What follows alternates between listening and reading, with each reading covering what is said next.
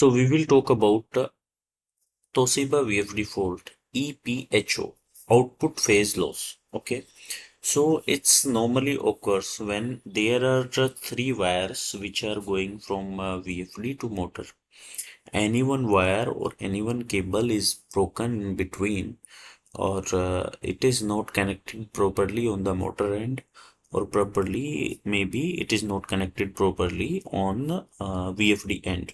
So what you need to check, you need to check all the connectors like are okay in the both side, motor side and VFD side, and you can check it is not broken in between. Okay, and if both things are okay, so in that case you can check your motor, like you have to do measure with the measure your motor.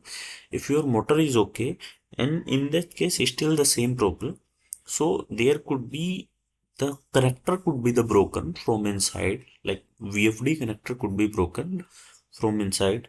And if that also is okay, so in that case there could be the issue with the VFD power card. Okay, so if there is an issue with the VFD power card, so you need to repair that. So for repair, you need to connect with your like supplier to whom you have purchased this VFD.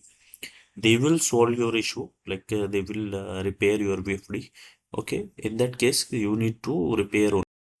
If your problem is still not resolved, first you have to take my membership, and then you can write a mail to me with detailed problem with the screenshot of the membership.